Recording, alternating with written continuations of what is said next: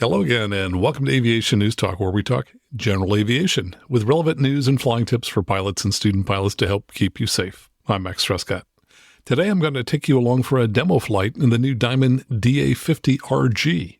Now, the DA50RG was certified just 2 months ago in July 2023, and last week I spent an hour flying this fun new aircraft. Last week in episode 293, we talked about a smoke in the cockpit emergency on Endeavour Flight 1516, which had just departed LaGuardia Airport. So if you didn't hear that episode, you may want to check it out at aviationnewstalk.com/293. And so that you don't miss next week's episode, in whatever app that you're using to listen to me, take a moment right now and touch either the subscribe key, or if you're using the Apple Podcast app, the follow key, so that next week's episode is downloaded for free.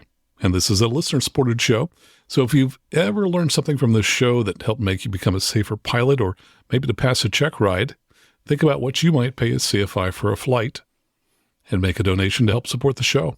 And by the way, I shot video during my DA50RG flight, and I'll be posting that within a few days for Patreon supporters to view. So to see everything that happened on this flight, go down to aviationnewstalk.com/awesome and sign up at the $20 a month level to see this video and the many other videos I've already posted. You can also make a one-time donation by going out to aviationnewstalk.com/PayPal. Now let's talk about the Diamond DA50RG. If it sounds familiar to you, it might be because Diamond has been working on different configurations of the DA50 for over 10 years. If you go on wikipedia.org, you can find a history of the different models that were proposed with various engines. But to my knowledge, none of these earlier versions were ever certified or shipped, at least not in the U.S. The version I flew was certificated in the U.S. in July 2023 as the Diamond DA50C. However, it has retractable landing gear, so it's typically referred to as the DA50RG. And no, it doesn't have a nickname yet. Some controllers call it a Diamond Star, but that refers to the smaller DA40. Now, the DA50RG has a single 300 horsepower engine that runs on Jet A, and it has 5 seats. It has a max gross weight of 4,407 pounds, about 800 pounds heavier than a Cirrus SR-22. Empty weight on the airplane we flew was 3,304 pounds, and it had a useful load of 1,103 pounds. It carries about 50 gallons of jet fuel, meaning that with full fuel, you have room for about 766 pounds for passengers and baggage. For my flight last week, I flew with Sam Linton, who works for ShowLifeStyle Aviation. Diamond has several distributors in the U.S., and ShowLifeStyle Aviation has one of the larger territories, covering states on both the East and West Coast. In addition to selling new Diamond aircraft, they also broker used aircraft. Last week, they were in Hayward, California, displaying the Diamond DA50RG and a twin Diamond DA62. Now, our flight lasted about an hour, and in a moment, you'll hear most of that flight. To save you some time, I edited out the ATIS each time we listened to it, and I removed some ATC communications. We also had a third person on board, a potential customer named Jonathan, and you'll occasionally hear him talking. 6 miles northwest of Hayward is the Oakland Airport. So after takeoff, as we reached the end of the runway, we had to make a 90-degree turn to the right to avoid the Oakland Class C surface area. Now, Sam referred to a 360-degree turn, though I'm sure he meant 90 degrees. You'll hear a reference to Three Crosses, which is a church that's used as a visual landmark to identify the outer edge of the Oakland Class C. We needed to stay below 1,500 feet until we reached the Three Crosses, and then we're able to climb. And now here's our flight. So let's walk around the outside a little bit. Tell us about the airplane. So, of course, it's got all of Diamond's built-in safety features that are throughout the entire Diamond line. You've got dual spar systems within the wing.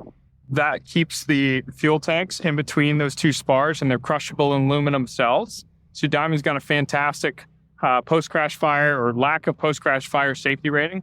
You also have 26G roll cage cabin structure. A lot of what it gets compared to is many other Part 23 certified airplanes have similar aspects to it. What we like about the seats on here is instead of having crushable foam or crushable seat pad, there's blocks underneath the seat that are actually the crushable aspect to it. A lot of our drivers like to see the keypad. So we have a full FMS keypad, very similar to what other G1000 style aircrafts have as well.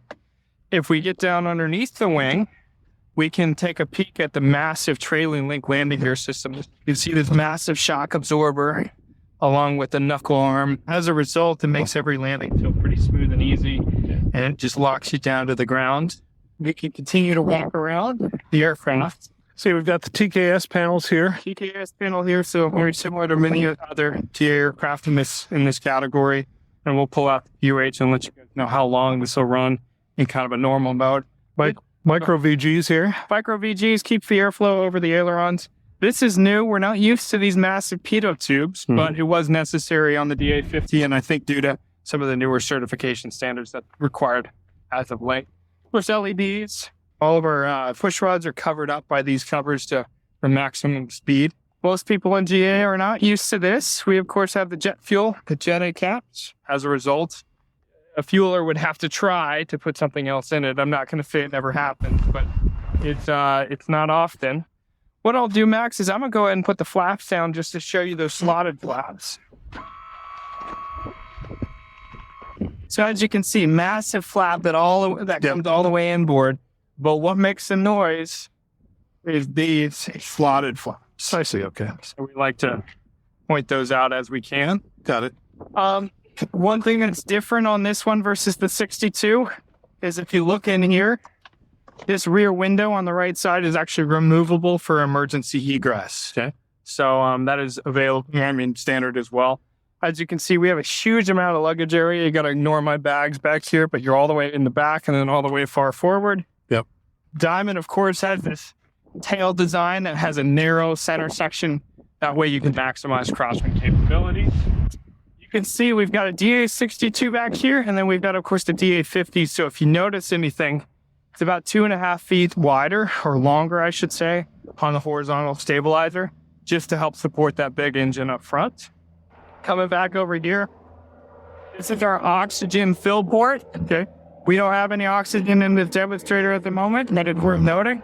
The tank is back here. Okay. De-ice fill is where the de-icing comes in. So these are the cowl flaps. And so you can leave them open for the entire flight.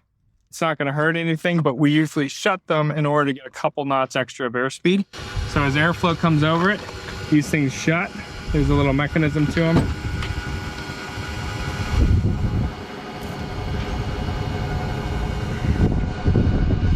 Now she's shut. Perfect. Last but not least, we'll work our way back around to the front. We have a free castering nose wheel that pivots. We use differential braking in order to get us where we need to be. And then we talked about during the flight, this is the heated portion of the leading edge of the propeller. Any questions? That's great. Thanks very much. You're very welcome. Yeah. Now, we did that walk around after we finished our flight, but I thought it made more sense for you to hear it before we did the flight. Now, here's the briefing that Sam gave me before the flight. First off, Max, we're excited to have you here.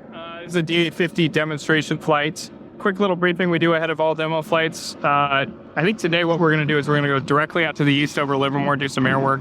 Depending on what the smog looks like today, we'll go from there. This is a VFR-only demo flight. I'll be the pilot in command today. However, I'm a demo pilot, so I'll let you do as much or as little as you want to do.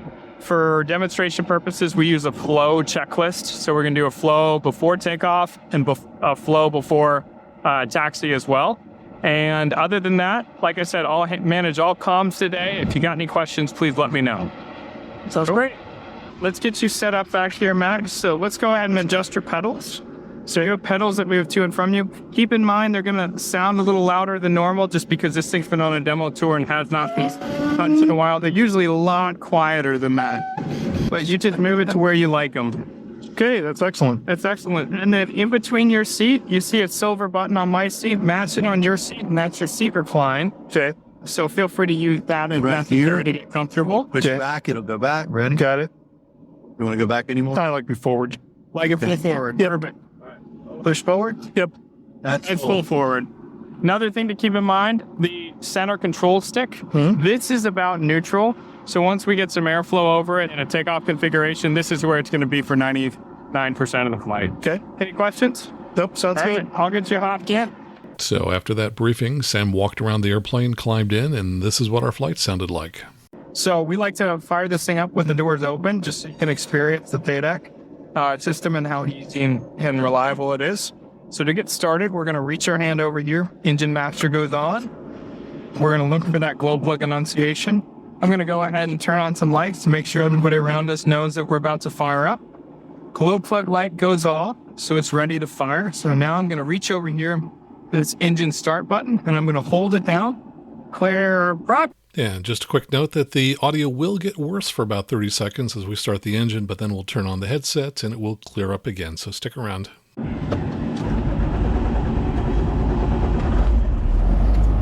Takes about 5 to 10 seconds, and that's all she does. She stabilizes at 600 RPMs. Okay.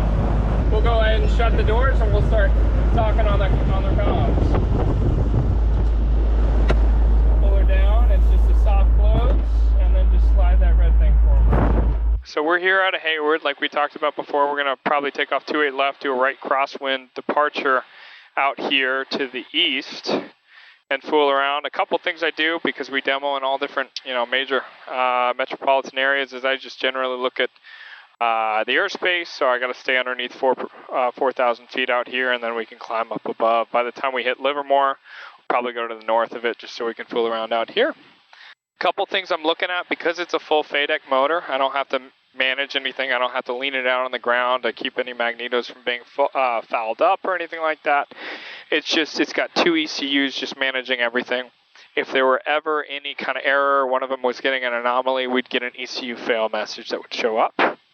This is the first flight of the day, so I just wait to increase any RPM until we get everything in the green, basically prepped up for takeoff. Okay, so similar to like a Diamond DA42, gearbox temperature, coolant temperature, oil temperature. Correct.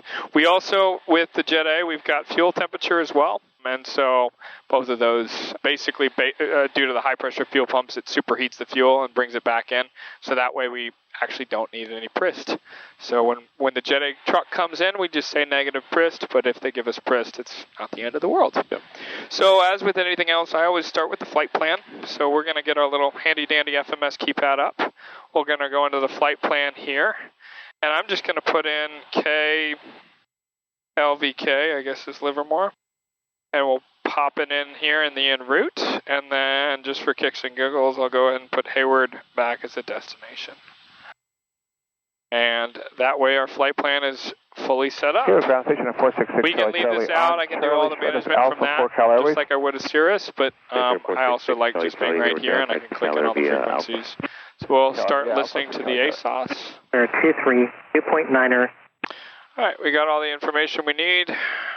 Ground's up top, so is tower. And then I usually throw departure in the bottom. Any questions so far? Nope, looking good. Excellent.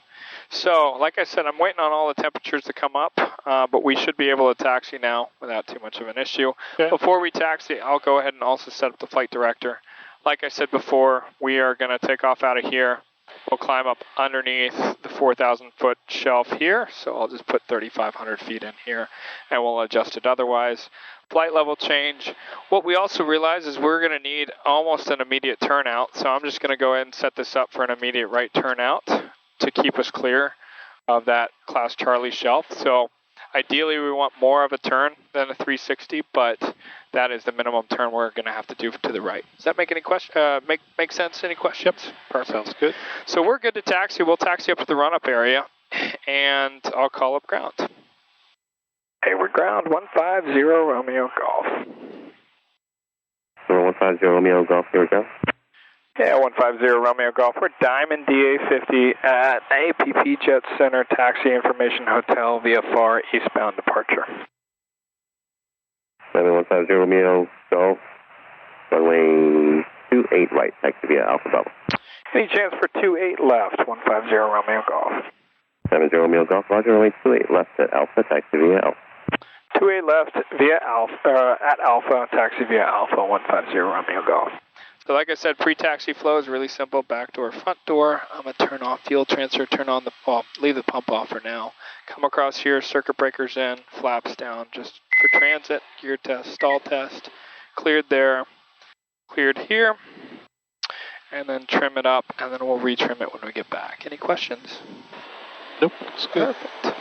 Clear on the right there. Clear on the left, clear on the right. Yep. And we'll taxi out to the right of this Bonanza. So you got a free castering nose wheel and brake steering. But she's real easy to steer once you get her up to a little bit of speed. Very similar to a Cirrus. And may I just go ahead and taxi for a moment? Sure, help yourself. All right, Your I'm going flight to slow controls. down just a little bit. I have the controls. Air controls. Just feel the brakes here. Yeah. All right. So like I said, higher speeds you can steer with the rudder. At lower speeds you're using the... exactly. Got it. All right, super. You've got the controls All now. right, controls, cool. Yep. What I love about this motor is it's just so smooth, so I can bring it around as I need to, and, you know, very quiet, very relaxed. So we're all up to temperatures as well. So, Max, I might need your help going through the run-up. Okay, run-up. Run-up, really simple in this. It's a full FADEC run-up. The thing I will go ahead and warn for the people inside, because of how the run-up works, it might kick out the AC temporarily and throw up an alternator 2 failure. It'll come right back up, so no worries. So first things first, I bring this down to idle, and I'm going to hold down this ECU test button.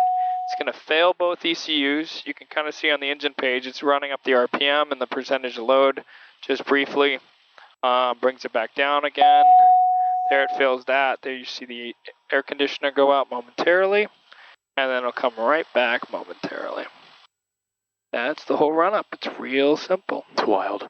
If we want to do an additional step, we can force this into ECU B just to make sure everything runs functionally in ECU B without throwing any CAS messages. That is the extent of the run-up. 7370 So, a couple things we're going to brief. We're going to do our flow checklist to get us all set up for takeoff. I'll go ahead and quiet this guy so you don't hear it all. Back door is confirmed closed. Front door is closed. For takeoffs and landings, we turn on the emergency fuel pump. Alternators are in the up position, on position. I light everything up because I don't pay the light bill. Circuit breakers are all in. Takeoff flaps are engaged. We're going to test our autopilot, make sure everything works. So my disconnect works, your course corrector or control wheel steering works, and then the trim will cut it off. So that's my autopilot test. Gear test, make sure all 4 lights light up. Stall warning horn test, we heard the noise. Pitot heat, we're going to leave it off for today. Avionics master on, electric master on, central bus switch off. Now we come across here, we're not going to use any of the environmental control systems for today, but that's okay. Parking brakes in the off position. Cowl flaps are open for the flight. We can shut them to show a high-speed kind of cruise. For the takeoff roll, we're going to need a little bit behind the takeoff position, believe it or not. And then last but not least, we make sure we're in the normal fuel mode. Passengers in the back, you're briefed. Any questions? No questions. Wonderful. So brief in the takeoff roll, we have 5,694 feet. We're not even going to use half of it. We won't even need, we'll barely use about a quarter of it, but we're going to line up on the center line. It's a 3-second on the ECU power. So 1, 2, 3, heels on the floor, of course. We'll line her down the runway. Rotate is 66. However, she likes to fly right around 70. Climb out at 79.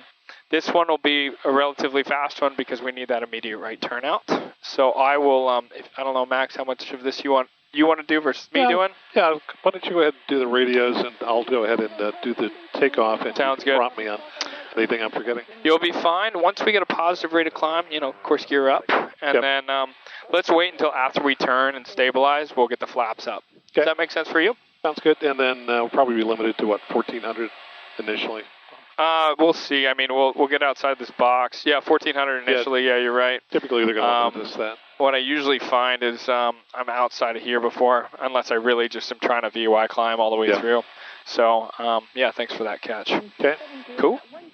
We'll turn these guys up. I'll call them up and let them know we're ready to roll. The only other thing I'll brief is this probe is at the absolute top, so every now and again it'll X out. Once we get a tiny bit of fuel out there, it starts showing up again. You ready to go, Max? Yeah, do you typically have the toggle switch pushed there? Is that what it's going to say, roll and pitch, or what do you use? I generally set it up for after, initial roll out. So 95 after we get our flaps out, 95 to 100.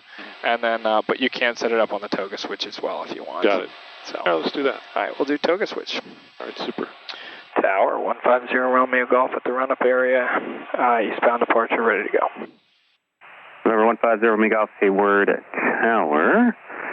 Pull up and hold short to left at Alpha. All right, we'll pull up and hold short at 28 left at Alpha, 150 Romeo Golf. Parking brake is off. Parking brake's off, yep. Got it. Where's the AC come out? Is now current. I'm behind, yeah. Okay, because I hear it, I wasn't feeling it. Region 3 Alpha Hotel, cross runway 28 right at Delta, contact ground.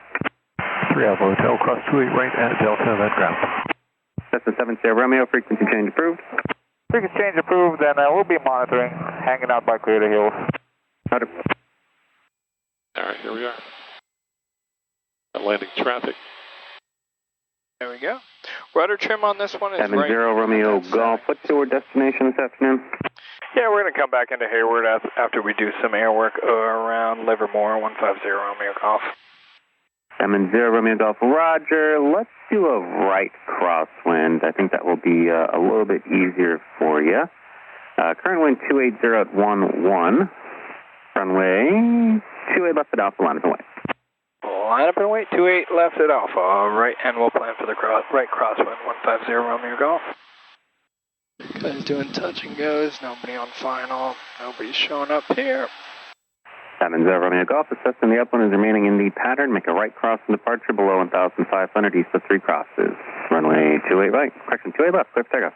28 left, clear for takeoff. We'll make that right turn and we'll stay under 1,400 feet till we get outside. 150 Romeo Golf.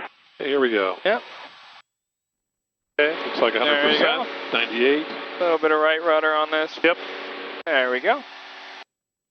Airspeed's alive. You got 40. Okay, power's good. No gas messages. You got 50. Okay, coming up on our 66. Yep. Okay, start to She's rotate. ready to fly. Yep, there she goes. Wait till we get on a runway here. Okay, climb it close to VY80. Yep. All right, now the usable runway. You're coming up. Works for me. Okay, right get close turn to whenever the you're ready. end of the runway, so we come to the right. We have a flap speed for coming up. Yeah, they can come up now. 85 to 90 is fine. Cessna 087, runway 28 left. Clear for the option. 28 left, clear for the option. Quick note, 17 gallons an hour, max continuous power, or max power, I should say. Again, north-northeast heading is a Diamond Star. Keep that VY climb just until we get 500 feet AGL above everybody. Good. There we go. Feel free to use the manual trim or the electric trim. 70 Romeo Golf. Traffic off your right about 2 miles. Shouldn't be a factor, though. Is a operational helicopter 1,100. They have you in sight. All right, we'll be looking to form 20 Romeo Golf. We got this 100% power for 5 minutes. No rush to bring it back. We'll just get climbed up for a bit. Nice and stable. Nice and stable. Yeah, Hands once you off. trim her out. Climb's great. Stays trim. Got a jet overhead. Got the 3 crosses coming up, which you referred to, so that's the edge of the last Charlie. And we're still below 1,400. So we love that FADEC system and the liquid cooling on the motor, so we don't have to worry about any EGTs or CHTs. Okay, now we're back to what, about 90%? 90% is maximum continuous. So 100%, note that it's 17 gallons an hour. 90% is just going to be right around 50, or 15, excuse me. Just now passing 3 crosses. 70 Romeo Golf. Frequency change approved. We'll see you on the way back. Talk to you soon. 0 Romeo Golf. Okay, we'll continue our climb. Right over Interstate 580. Right on that edge of 3 crosses. There we go. We'll go ahead and bring this up to, I think, 3,000 feet is the shelf here at 3,500. Yep, 35 is good. Yeah, pop the autopilot on. Yep, and we can do your dampener as well. Nice. Yep. Yeah, so we can climb her out at 105 and you'll get a little bit better climb rate. Okay. 127.2. Have a great day. You do the same. 27.2, so it was 1973. Thanks. Sierra Bravo, next Hayward Tower, 120.2. Hayward Tower, Epic, 9017, Sierra Bravo, GPS approach 28 left. And I'll listen to NorCal next. Okay. NorCal, 150 Romeo Golf. 150 Romeo Bravo, NorCal. Yeah, NorCal 150 Romeo Golf, just departed out of Hayward. We're doing some air work out to the east and then coming back into Hayward. We'd love VFR flight following to keep us away from all the traffic. 150 Romeo Golf, what's your model of aircraft? We are a Diamond DA50, 150 Romeo Golf. 0 Romeo Golf, squawk 5371. 5371, 0 Romeo Golf. So talk about some of the top level specs. What do we have for have a great day. Engine, power, and so on? Great question, yeah. So we're at CD300, so Continental Diesel, 300 horsepower. For traffic, flighting of 010, be sure vectors around some traffic. 010, 0 Romeo Golf. So CD300, twin turbocharged Continental diesel, 6-cylinder, liquid cooled. What I've found at a high power setting, so like a 90%, which is maximum continuous, it's rated for this, you're going to burn 15 gallons an hour no matter what you do. Okay. And you're going to cruise at between 8 and 12,000 feet. You're going to cruise anywhere between, call it 168 to about 178, roughly in that, in a true airspeed configuration. Okay. This is a good opportunity for a high-speed test at a low setting. So Right. I'm going to go ahead and close the cowl flaps. That'll give us an extra 3 to 4 knots of airspeed. Okay. And I'm going to get us back in rudder trim. There is it's indicating it wants a little bit of left rudder trim. So our rudder trim is actually on our throttle quadrant. It's positioned very nicely. Okay. So we'll just see how she levels out and speeds out. Sounds good. And then total fuel capacity, range? You got 50 gallons of fuel, and the range just solely depends on how long you want to sit. If you want to be, max continuous, leave it at this. You got 3 to 3.5 hours. Resume navigation and change to my frequency 125.35. 12535, resume on nav, 150 Romeo Golf. NorCal 150 Romeo Golf on 2535. Thank you, sir. Range just depends on how long you want to sit. So if you want to sit for a little while, we can pull the power setting way back. If you want to kind of get there, then we can leave it at a maximum continuous power. This is like a 90%. And way down at 3,500 feet, we're getting just under 160 true airspeed. As we get up to 8, 10, 12,000 feet, you'll see that that climb into the 170s. There's 161 true right now, just as we're cruising out. 3,500 feet. 3,500 feet. Now, if you guys want, we'll go ahead and keep this climb going on, and we'll go up to like 6,500 feet and see what she does up there, if that works for you. Sounds good. So I'll set up the climb profile for about 105, and I'll go ahead and reopen the cowl flaps up. So we got a fuel transfer switch. I gather we're feeding from just one tank and then transferring fuel as needed. That's exactly right. The thing I love about that is it means that I can transfer all the fuel out of what we see as our auxiliary tank, which is our right tank. And then, whereas the older style of airplanes, you kind of have to bounce back and forth, and you wouldn't want to land with less than 3, 4, or 5 gallons aside, based on how you kind of moved around, if that made sense. So we have burned a little bit out of the left tank. I'm just going to reach over you and turn on that fuel transfer, and we'll get a little bit of fuel out of that right tank to balance. The maximum imbalance difference is 9 gallons. Okay. Now this says emergency fuel pump. Is that, do we have another fuel pump, or is... There's actually quite a few fuel pumps in this system, because you need high pressure fuel pumps, because this is basically a diesel motor. So the high pressure fuel pumps help superheat the fuel. They pressurize it to 26,000 psi, or there's a specific figure. I forget exactly what it was, but it's a super ridiculous pressure, to where when it goes into the cylinder, that additional compression helps burn that fuel. So you got high pressure fuel pumps. You've got, of course, the fuel transfer pump in line, and then you've got the feed pumps that feed the fuel to the high pressure fuel pumps. So that's just an extra redundant feed pump, if that makes sense. Okay. And just to clarify, there are 2 fuel pump switches on the instrument panel. The one I was looking at is labeled emergency fuel pump, and it turns out it's actually used in normal operation. According to the POH, it's turned on just before takeoff, it's turned off in climb, and then it's turned on again before landing. So I was kind of confused as to why they would use the word emergency on this switch when in fact it's used for normal operation. The other one is the fuel transfer switch, and this is surprisingly a round knob.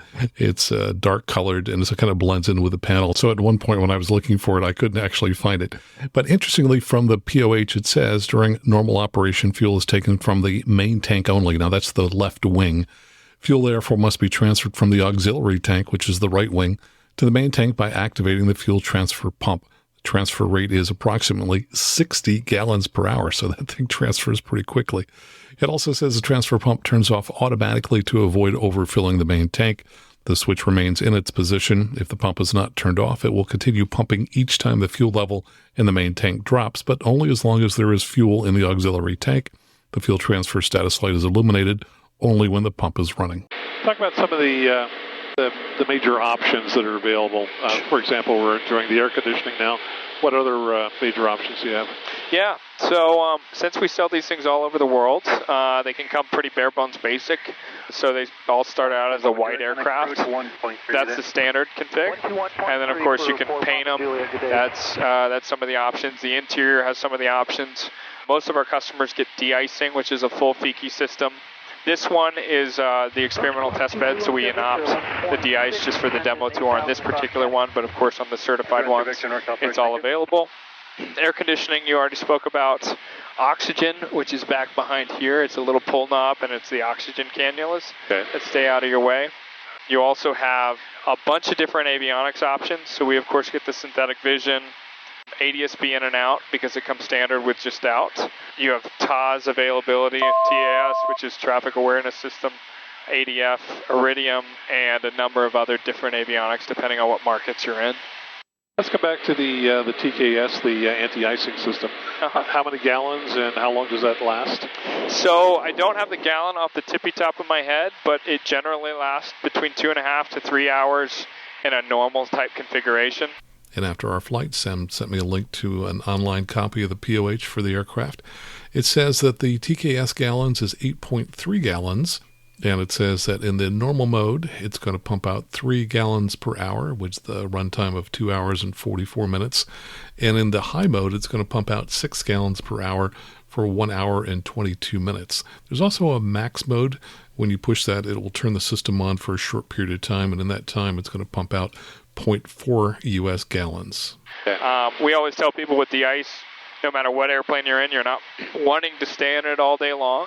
So you usually turn the pumps on, get into that icing situation, coat the wings, and then you generally find another place to go. I can pull up the POH after this flight, and it'll give you a diagram of everything you can and can't do with it.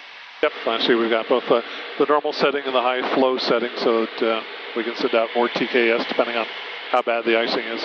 Well, the other unique thing about this that's different than the other Diamonds is this has a heated prop. Unlike the other ones have TKS that shoots out of the prop. Right. So it's a little different setup here. One thing I want to highlight here, Max, is we are climbing out right now at 15.3 gallons an hour. We took off, we were burning 17, we climb out. I don't worry about CGTs, EGTs, nothing. It's just set percentage of power. I'm not messing with any of the parameters of the engine itself, and it's just doing whatever it wants, doing whatever's best for what it needs to do, if that makes sense. Okay. So we'll do our high-speed test at around 6,500 feet is good because we'll end up going back to the west and kind of staying in this quadrant. Unless you guys want to get a little bit above this haze layer because it seems to be right at about our altitude. So one nice advantage over the DA40, I see we've got dual alternators. Yep. So you've got how this is configured is all the avionics run off of alternator 1. Alternator 2 runs the air conditioning in this case, or the prop de-ice. So we'll kind of let this thing level out a little bit, get settled into its speed, and show you kind of what we'll get out of here. I would expect high 160s. We're already at 163. We'll see where she gets to. Okay. And keep in mind, guys, we are full tanks on fuel. We're 3 guys in here. Tiny bit of luggage space, but this is like a heavier configuration. A little bit of a bumpy day, a little bit of a hazy day. There's 165 at 6,500 feet. If she gets us any more, wait another 30 to 45 seconds. Dances into the 166-ish. I see the guarded red switch here. Is this the backup power for the standby module? No, it's actually the backup power for the, it switches the buses on the de-icing panel. This is solely de-ice. 12 to 11 o'clock and 3.5 miles and I would just stay, since we can kind of stay in this quadrant, we'll just kick her around. So you're saying you can switch the de-icing to different buses if you're having electrical issues? Correct, yep. Got it. So, it's a rough high-speed test, and again, we're at 6,500 feet. You get up another couple thousand feet, we see well into the 170s, 2 knots per 1,000 feet, roughly. Okay, sounds good. The other thing about the FADEC is just depending on what percentage of power you want to set it for, it's just going to give you a fixed fuel burn. So 80% power, you're going to be just over 13 gallons an hour. Okay. You know, you bring it back to like 70% power, you'll be 12 gallons an hour. 60% power. We treat this like a DA40, where it's just like you can cruise around at about 10 gallons an hour. And, 145 to 155, depending on altitude and what you want to do. Okay. So let's go do some hand flying. Please do. Yeah. Super. Whenever you're ready, hit that red button. Yep. Gonna go turn ahead, that off. Yeah. Disconnect. We'll turn the yaw dampener on manually, and this is your opportunity to just kind of hand fly it around, have some fun with it, get used to it before we get into steep turn slow flight stalls. Well, it's so incredibly well trimmed, I barely have to do anything at this point. Let's go ahead and turn off ESP if we've got that on. I will do that. Great. And let me jump in briefly and talk about ESP if you're unfamiliar with that. It's a feature that was added midway through the life of the Garmin G1000, so it's a Garmin product. And if I read here from my Max Trescott's G1000 Glass Cockpit Handbook, it says, ESP, Electronic Stability and Protection. ESP works to maintain the aircraft within normal pitch, roll, and airspeed parameters by automatically engaging one or more servos when the aircraft is near a defined pitch, roll, and or airspeed operating limit. In the case of bank, as you reach 45 degrees of bank, the aircraft is going to try and turn back to something less than 30 degrees. So reading on here, pilots will perceive a resistance to their control movements as the system tries to return the aircraft to more normal operating parameters. As the aircraft deviates further from the desired altitude or airspeed, the system applies increasing force. A pilot can override ESP by pressing and holding the autopilot disconnect switch. Now you can also disconnect it from the system setup page, which is what we did when we were flying. So you go into the aux group on the MFD, you look for the system setup page, which is usually the fourth or fifth page down, and then often you need to go to the setup 2 soft key to get to the page where you can turn off ESP. And when you do, it makes doing steep turns a lot easier because as you exceed 45 degrees, the aircraft is not fighting you to try and get it back to 30 degrees. Do some steep turns. That lets you roll around as you want to. All right, super. We're sitting at about 60% power, 6,500. I'm going to go roll initially into a 30-degree bank turn. Add a little bit of back pressure. The stick forces feel just slightly heavier than what a Diamond DA40 would be. And I thought about that afterwards, and no, I wouldn't say the stick forces were slightly heavier than the Diamond DA40. I would say they're actually at least a couple of times greater. Now, the forces on the 40 are very, very, very light, but this was not very, very light. This was significant, and I think part of it was, although I've got hundreds of hours in virtually all models of DA40s, it's been a few years since I've flown them. And I think the other thing that contributed to the heavier stick forces is, as Sam mentioned at one point, Diamond has included springs on the ailerons, same as Cirrus does. And the benefit of that is that you don't need a control lock because it essentially keeps the ailerons from getting beaten around in the wind since they're springs. The disadvantage is that you're working against those springs every time you fly. And it does result in heavier stick forces. What I really like about this, and what I like about most of the Diamonds, is that we've got the center stick, and so I can rest my wrist on my leg, much like if we're flying the helicopter. Then it's just a very short distance from my wrist to my fingers to control the stick. Yeah. Which is a lot better than the long lever arm we have with having our full arms to control a yoke. Let's see, I'm going to add a little bit of trim here. Yeah, feel free to trim it out. Yeah, flight 453, County Bridge, 120.95. I was a little slow on the trim, so lost a little altitude there. And you do the absolute same. Bring it back up 6,500, do it again. And we tote that if you trim it out, you can nearly be hands-off in a steep turn. You can just kind of nudge it every now and again. And that's almost uniform between all the Diamonds. All right, here we go. Do it again. A little more back pressure this time. 30-degree bank. There's 45. Yep. Even more back pressure here required. Got it. And there we go. Let go. There's your hands-off operation, basically. Yep. So hands are off. It's hanging out at about 40 degrees of bank. Actually starting to return a little bit to normal. That's kind of nice. So if you're a little too steep, it looks like it's going to help return it to neutral position. Excellent. All right, that's good. Go ahead and do some slow flight. Sure, go for it. So the stall warning horn is between 75 roughly and 80. So we'll go ahead and bring this power setting back. And first things first, we'll get the gear out. We usually do it with the gear down. So landing gear tests, make sure. your extend speed is 162. So it's pretty hard to overspeed this in this particular one. But that being said, this is the only Diamond that has a gear extension speed that's below VNE. Got it. We'll go ahead and give you 1 notch of flaps as well. This is 133 on the first notch. Okay. And feel free to add some trim for it. Okay. There you go. I'll set up your flight director if you want it, or you can leave it off. Totally up to you. All right. There we go. We'll do that. Okay, full flaps. Flat speed is 121. That's a nice. It's nice a big speed. air brake. Yep. Great. Okay, we're slowing rapidly here. So I'm going to target just what, add a bit of power. Yep. Or so? About 75. Yep. Okay. Now keep in mind the full flaps is all drag. With takeoff flaps, you get a little bit of lift as well. Yep. So generally we'll do it sometimes with just takeoff flaps, but I'll let you experience it as well if you want with full flaps in, just to feel what it feels like. Okay. I don't know if the camera's going to catch it, but you can hear the hum of those Fowler flaps. Yep. Or the double slotted flaps that some people would tote.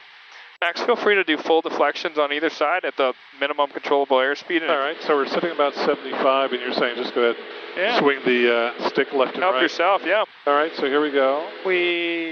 Yep.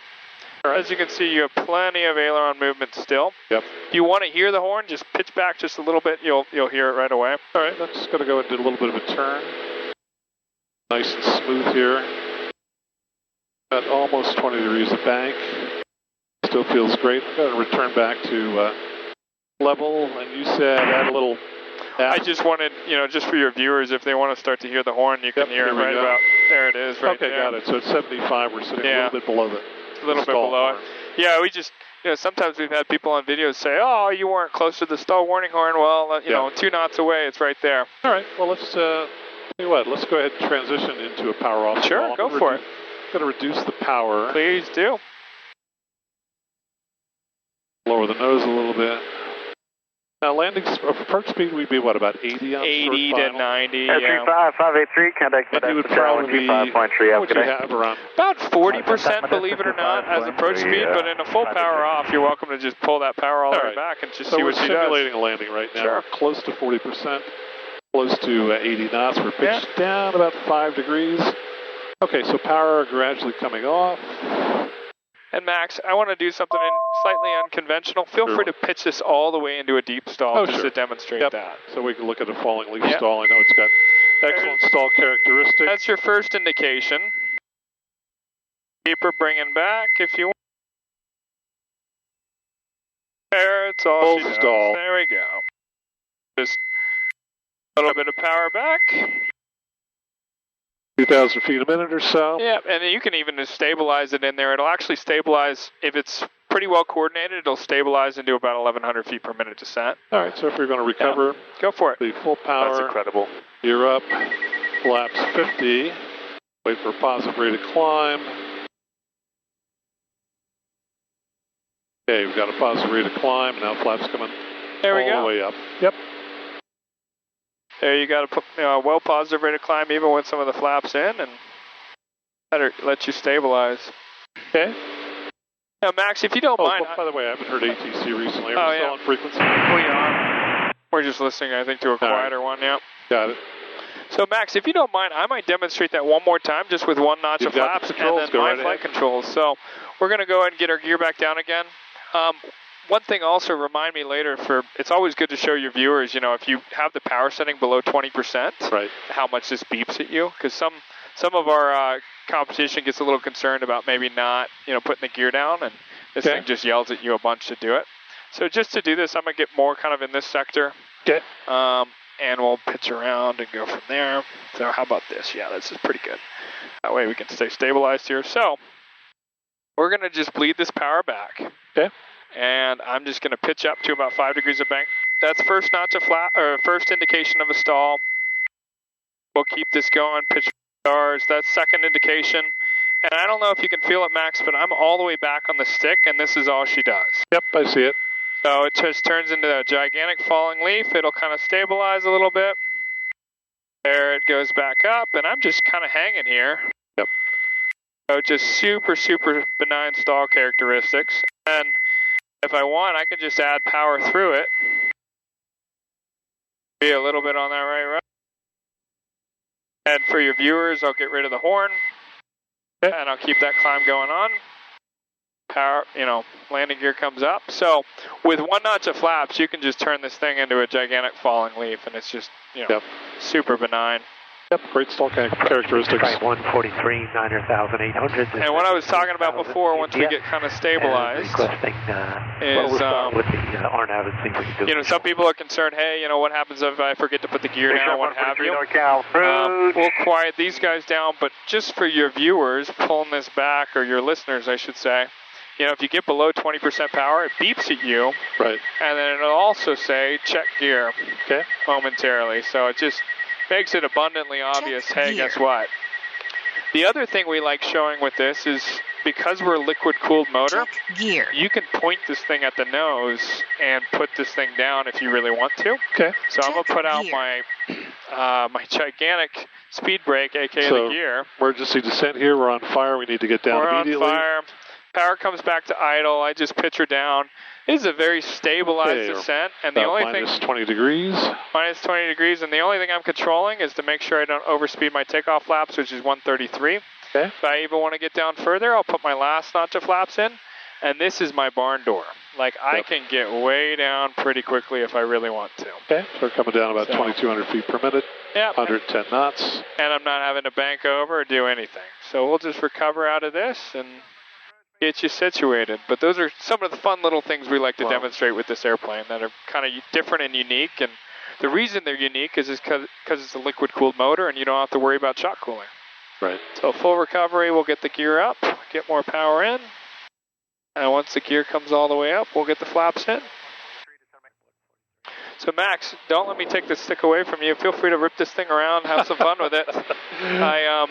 I like to tout that I've got the controls. You got the controls. That this thing does not have too many sharp edges to it, if any. So if someone is looking to buy one of these airplanes today, what's the lead time like? How long do they have to wait to get one? So we're a little bit more than a year out, usually on most of them, which gives us a good amount of time for them to spec it and order it like they want to. So a year to 18 months is probably a safe bet. Now we are on a demo tour right now with this thing all across the country, so we have every stop usually found a couple people that are interested in picking these things up. So as with the order book, that might get more and more filled up. And then what's kind of a base price if somebody didn't want to put all the options in? What would they be looking at? So all of these things start right now with the current pricing at $1,150,000. Okay. And then usually, depending on how it's equipped, we see it, 1.3s to 1.4s. Sometimes a really, really well decked out one, closer to 1.4 to 1.5. Okay. Now a lot of people are directly comparing this to our direct competitors, and some of the things we say about it is, it does burn jet fuel. It is a fully carbon fiber airframe. Just every bit of composite on here is basically carbon fiber. And you got the trailing link landing gear. So when you directly compare materials to materials and then the technology with the engine, there are some differences that should be factored into that equation. Okay. Go ahead and make a landing in Livermore before we head back to you. Sure, happy to. I'll start calling them up and letting them know we're actually going to go in there. Alrighty. And NorCal 150 Romeo Golf. 150 Romeo Golf, NorCal Bridge, welcome back. Yeah, sorry about that. We're actually going to go do a stop and taxi back at Livermore if you don't mind. Can you set us up for that? 0 Romeo Golf, not a problem at all. Connect Livermore 10, 118.1, have a great day. 18-1, hopefully we'll talk to you soon. Thank you so much. 0 Romeo Golf. 18-1, there they are. Hey, this is 1965. 1965, thank you. Yeah, that was the next thing I was going to do. Not that I've been there. Livermore Tower, ATIS information, Juliet. Advise on initial contact. You have ATIS information, Juliet. All right, we have Juliet. Okay. This thing has visual approaches like the new Cirruses do as well. Right. So we did load in visual 2.5 right. Sounds good. We'll see if they give us anything else. Yeah.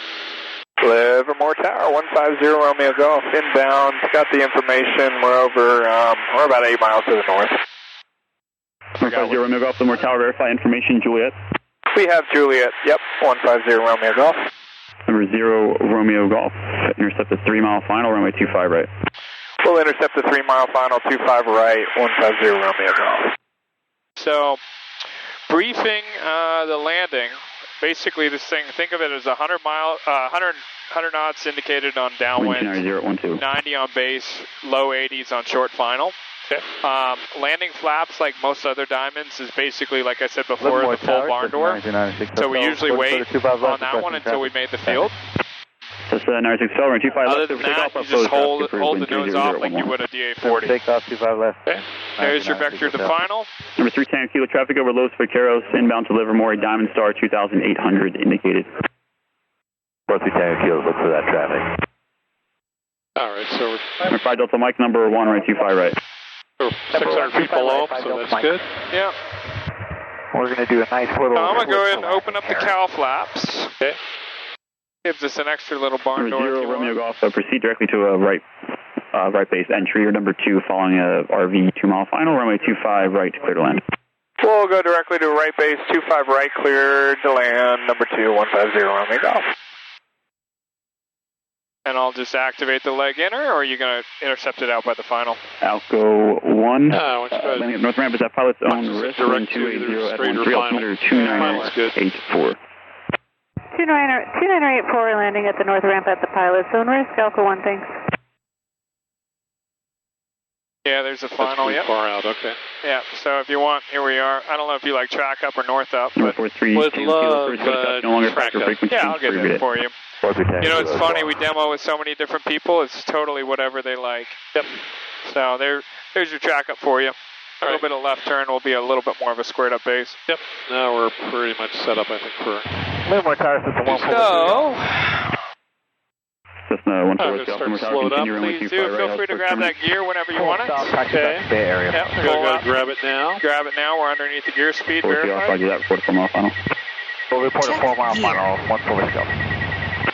Number 4 Delta Lima follow traffic 3 miles we north got of the field, runway 25 right. Green, add some power back just as we compensate for that. And then I'm just trying to get my bearings to figure out how far out we are. I guess we're just 4 mile right base. Add a bit more power in. Okay. Number 84 Delta Lima follow traffic on a right base, runway 25 right, clear to land. Clear for the option number 3. Following traffic 25 right, number 3 for Delta Lima. I think I see it now, yeah. Alpha 1 remain north of runways. How you feeling so far, Max? Remaining north of the runway, Alpha 1. Excellent. A better sight picture. 96 hotel, Takeoff flaps. Let me know if you want some takeoff flaps in there. Okay. Crew check 641, same intentions.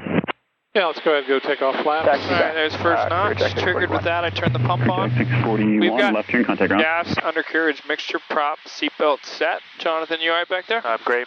Wonderful. Number 0 Romeo Golf, number 1 or 25 right. All right, number 1, thank you. 150 Romeo Golf, clear to land 25 right. Number 5 Delta Mike, right turn, Delta contact ground. Start slow to maybe 90 knots around Delta base. Yeah, about 90, thereabouts. Runway 25 left. Gives your glide path for you. So turn right in whenever you're ready. Okay. We're in for the right runway. All right, and once we get over this grass here, I'll go ahead and give you your last notch of flaps. Okay. Give it a hair bit more power, maybe another 5 to 7%. Okay. Let's go flaps now. Flaps now. You'll get a bit more sight picture, and you might need a little bit more power on this as well. 28015. This is looking really good. How you feeling? Looking good. Tiny bit of crosswind from the right, not much. 87, start to slow it up a little bit. Just slightly low on the Vazzy. Parking brake is off. Parking brake is off, yep. Okay, gear. Livermore Tower, Cessna, Yep. November Flaps. 51448, requesting a northeast departure. We have information, Juliet. Looking good. Heels on the floor, yep. Yep. Cessna 5144, Livermore Tower, hold short, runway 25 Start right. to ease that power back to idle. Hold short, 25 right, Cessna 51448. Thank you. And keep working her down just a little bit. Yep. Oh, there's a little bit. A little bit down for me, yep. Cool. So it should be Oh, you're fine. easy to Number make 0 Romeo Golf, right turn echo, contact ground. Right turn echo over to ground, 150 Romeo Golf. So yeah, I think if we had just kept that attitude, it would have just locked in with the trailing link. But Okay. how'd that feel?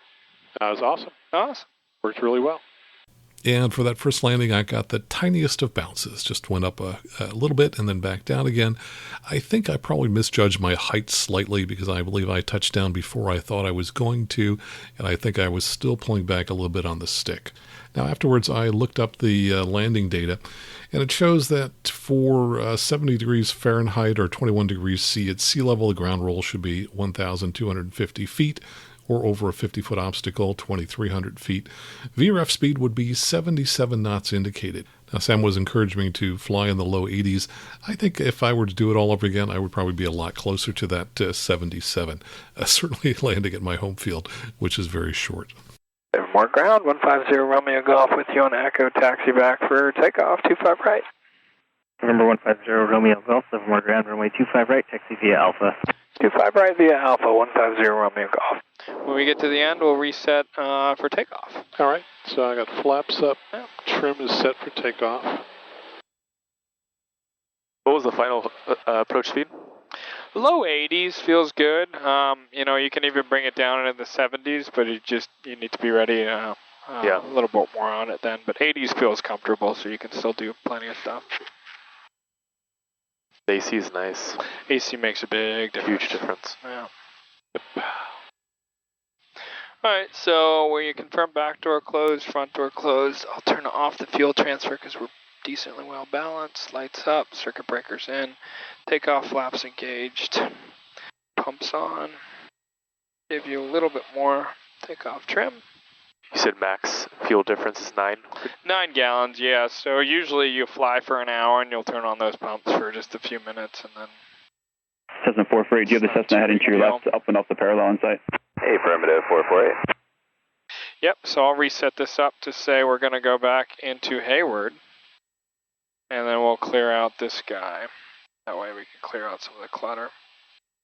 Actually, we'll clear Cessna 448, Cessna off your right wing, crosswind to downwind is in the right close pattern. Fall behind them for your right downwind departure. All right, Wilco 448. Clear taxi 41, continue straight, I'll call you right turn shortly. Continue straight, you'll call right turn, clear taxi 41. There's your track up. So, again, briefing the takeoff roll, you're going to line up on the center line. You can either do a full static like you did last time, or you can keep her rolling in just 1, 2, 3 seconds on that throttle. And then taxi 21, your right turn. We'll see what they want us to do. Left turn out, right turn out. And straight out is exactly what we came out here. Cool. Right. So, heading bug, I guess, is already set up at 250 right here. There we go. So, any questions before we get rolling, Max? Nope, we're set. Perfect. Your flight controls? Okay, I'll call them up. You call them. Tower, 150 Romeo Golf, holding short, 25 right, ready.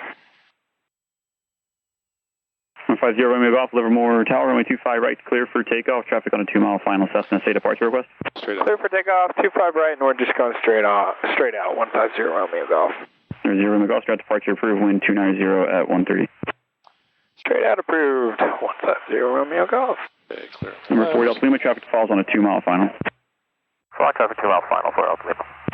Livermore Tower, clear taxi 41, just wanted to verify my intention. Power We're going to be going to the practice area, so it's going to be a right downwind departure.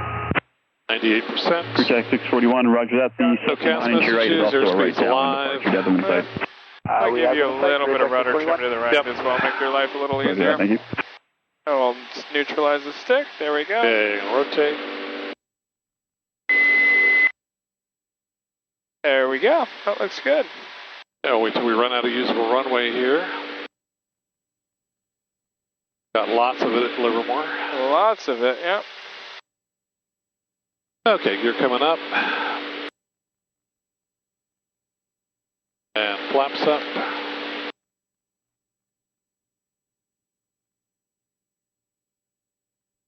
Lower the nose for visibility. And we're headed straight for the interstate there. Oh, perfect. Take us right there. Easy enough. Any other thoughts, questions, comments, Max? No, I don't think so. Pretty easy airplane to fly, right? Indeed. Remind me again the level button, which I saw you push earlier. Yeah, just like the Cirrus, it's the blue level button. Got it, okay. Yep, so, you put it in an angle attitude, it just slowly rolls you back out. Okay. I thought I'd seen you push it when we were on the ground. That was the autopilot test. It's my easy, quick little way of turning on the autopilot. Quick way to turn on the autopilot. Yeah. Okay, makes sense. Yep, without me, yeah. And I'll just jump in to add that the reason I didn't recognize the level button was because it was round. Of course, I've seen the level button in many, many, many different aircraft with the Garmin autopilots, and in every one of those, it was a rectangular blue button. So that's why I didn't recognize this particular level button. And the rudder trim is where?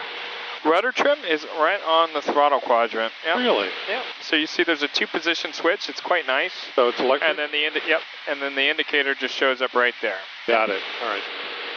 Clever. Never seen one like that before. Yeah, we really like it. On the 42 and 62, you have the knob, and that works quite well. But this, gives you the option to add some as you're adding power. Okay. Or getting rid of power. And do you guys have a recommended reporting point out here that you call them up, or? I just tell them you're 10 to the east. All right. They might ask us to report Cal State Hayward. We can do that. Okay. Hayward Tower, 150 Romeo Golf, 10 to the east, inbound information India. November 150 Romeo Golf, Hayward Tower, fly southbound. Enter about a 4 mile straight in for runway 28 left, and when able, squawk VFR. All right, 4 mile left, straight in-ish, and we'll fly to the south, 150 Romeo Golf, and we're squawking VFR. All right, why don't you go ahead and set up the visual approach then for 28 left. It's all set up. There you perfect. go. That makes it easy. Makes it very easy, yep. Keep the 3 This is about a good heading for straight in, right about there. Coast Guard 8167, traffic just into the crosswind. Northbound is a Cessna. And this ridge Number top 1, runway will 28 be right. within 1,000 to 100 feet above Number it. 1, clear to land on 28 right, and I'm just coming up on 3 crossings now. Okay, so final is 5 miles.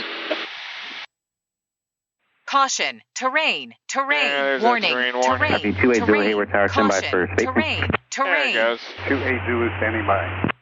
Cessna 5 Charlie Mike, traffic's now 1 o'clock, about a mile and a half southbound, Cessna 1200. Yeah, Hayward Tower, we have traffic in sight, 915 Charlie Mike. That's 5 Charlie Mike, thanks, keep them off your right, and frequency change approved. Add me just a little bit of power while we're over this. Okay. RV28 Zulu, make a right crossing, remain below 1,000. The cool thing about these diamonds is you can always slow them down very quickly takeoff. and very nicely. Cleared for takeoff, 28 left at Alpha, Wilco on the restrictions.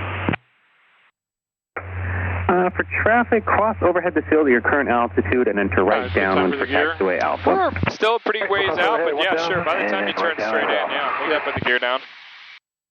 Again, we can fly all day long with that gear down. Diamond 0, Romeo Golf, you can turn inbound now. You're number 1, runway 28 left, clear to land. All right, turning inbound, number 28 left, clear to land, 150 Romeo Golf. And we're a bit below that glide path, so you'll need some power. Yep. I got the field way out there in sight. They've got it well hidden today. They do, yeah, all that smog today. Makes it hard on us. So one of the things I love about the 62 and the 42, as well as this airplane, is, in major areas where I vectored in and out of jets, I can keep the final approach speed way up and then slower way down at the last second without messing up the motor, kind of like we showed before. We want our fuel pump on? We will, yep. Thank you for doing that. Thank you for reminding me. Yep. And again, we're still quite a ways out, so we usually do everything a little further in. 4 miles out. I'll go ahead and get Hayward too. You're going to need more power for it, but we can put a notch of flaps in. You'll see much better over there. Okay. Fuel pump off? All right. Fuel pump off. Yeah, go for it. 28 Zulu traffic in sight. Thanks. And since we're under glide path, just keep the power setting up at about 65% until we intercept that glide path, yeah. Flight 32, no delay, traffic, 2.5 mile finals, just a Diamond Star, runway 28 left, Alpha 1, clear for takeoff. 28 left, Alpha 1, clear for takeoff, Flight 32, no delay. Yeah, a little more power if you don't mind, about 65% power. Diamond 0, Romeo Golf, traffic departing Poling prior to arrival is a Cessna. 0 Romeo Golf, thanks. Helicopter 109er Mike, traffic 2 mile final for 28 left is a Diamond Star. Taxiway Alpha, beam APP, clear to land, traffic on Alpha's holding for you. Alpha APP, once you intercept that glide path, you can bring that power back and just follow her down and keep about 8167, contact ground, welcome back. Low 90s will feel good. Thank you, contact ground, 8167. Okay, full flaps? I'd wait a little longer because they are full drag, or you could and just get, Okay. You ready to feel it? Wind 270 at 12. Sure, a little bit more power, yeah. significant. It's significant, yeah. Yep. So you got to be ready on the power, otherwise, like we're already in the low 8, or went to the low 80s. Afternoon, Hayward Tower, Chopper 5, 6 to the east along the foothills of India for Alpha. Chopper 5, Hayward Tower, make approach straight in for taxiway Alpha. All right, Max, this time when you come in, just kind of point for the numbers, and then power and idle by the numbers, and then hold it off as long as you can, and she'll just settle right in. Sounds quite good. nicely. And you can bring that power back just a little bit. Looking good. Get me over to the center line just a little bit more right. Yep, perfect. Yep, looking good. Okay, Flight 32, thanks for your patience. Contact NorCal departure. Just hold it off. A little bit of right rudder for me. Oh. He likes to float just a little bit. There we go. There we go. How'd that feel? That's good. Yeah. And she's slow, easy. And That'll be a right turn up here. Right turn to Delta, yep. Those wheels feel nice. Yeah. Romeo Golf, stay parking. APP Jet Center, 150 Romeo Golf. 70 Romeo Golf, roger, turn right there at Delta, cross runway 28 right, in contact ground, 121.4, welcome back. Thank you much, we'll cross here and we'll cross 28 right on Delta and over to ground, 0 Romeo Golf. Kilo Tower, good afternoon, Cessna 5. We'll start our 2-minute cooldown timer for the turbochargers, just keep us below 20%. Ground, 150 Romeo Golf with you on Delta to APP. November 150 Romeo Golf, Hayward ground, give way to Pilatus off the left, and then contact APP via Alpha. We'll give way to Pilatus and then APP via Alpha. Thank you, 150 Romeo Golf.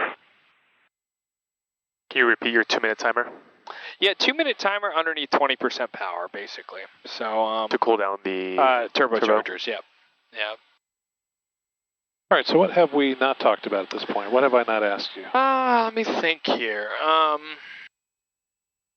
What do you think about the noise that the flaps made at full flaps? A little different, right? That was interesting. Yeah, I was trying to figure out what it was. Yeah, that was hum. the flaps. So again, this is the only one with the slotted flaps in it. The aileron, they do have a little bit of spring in them, and then it gets held back in the full aft position when on the ground. Interesting. So this is, none of the other diamonds have springs. None of the other diamonds do, no. Yeah, interesting. And I don't know exactly why they did on this one. I should, I should be slapped. I should know it, but I don't remember it off the top of my head. Okay.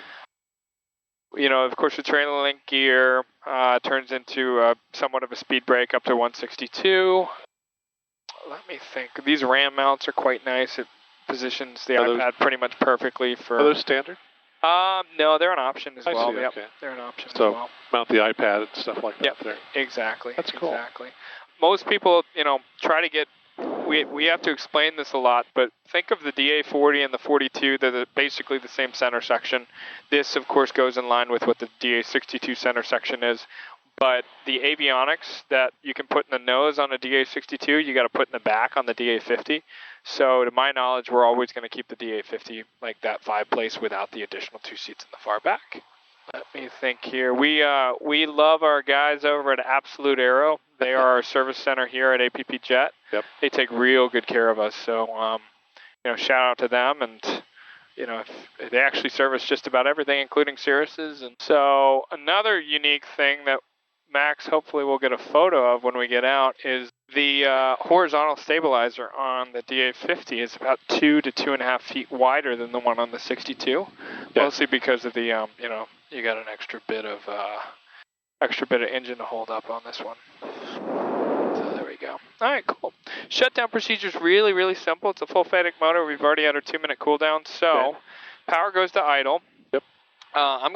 Normally I turn off the avionics master, but because we're not, we want to keep the audio going, I'll keep it on. Sounds good. I'll turn the AC off.